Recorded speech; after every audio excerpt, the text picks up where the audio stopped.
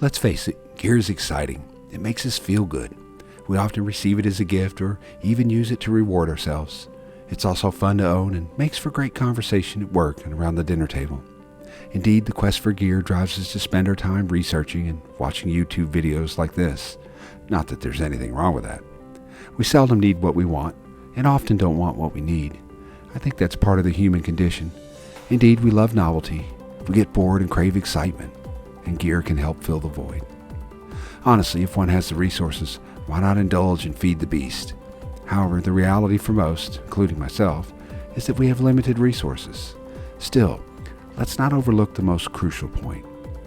It's okay to love gear, but I don't want my gear to be the focus of my photography, and I certainly don't want my spare resources going towards gear over travel and adventure.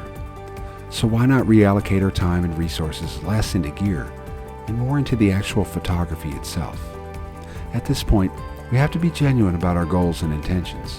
What is it about our photography that makes it so enjoyable? If that's the acquisition of gear, then so be it. I say more power to you. Many people collect camera gear, and they've done so for years, and there's nothing wrong with that. However, if you still feel a void in your photography, perhaps we should dig a bit further into this dilemma. Many people find their calling, while others sometimes miss it. We enjoy the greatest well-being when we have direction and purpose. In other words, we're happiest when we find our calling. Some find their calling in painting, building, or helping others. Indeed, one may have several callings. But the question is, have you found your calling? Are you doing what you're supposed to be doing? One is easily distracted by demanding work schedules and life's responsibilities.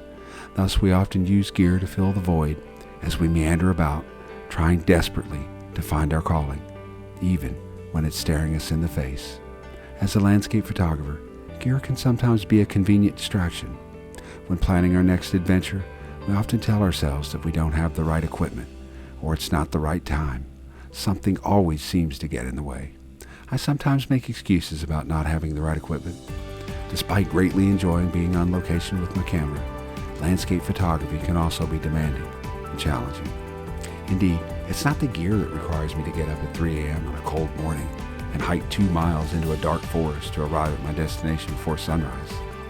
It's easier, more fun, stay at home in a warm bed, get up hours later, surf the web, and continue my quest for gear. But that's not my calling. To stand on the precipice of a mountain or beautiful country hillside, patiently waiting for sunrise, with camera in hand, to make an image that truly represents what I see and feel, now that's my calling. I am a landscape photographer. If you enjoyed this video, hit that like button and consider subscribing to the channel. And if you do subscribe, hit the bell icon for notifications of future videos that I post. If you found this video interesting, you may like my videos, What are your standards for photography, and how to choose the best camera for landscape photography. I'll leave links in the video description. And as always, if I don't see you down the road, maybe I'll see you on the trail.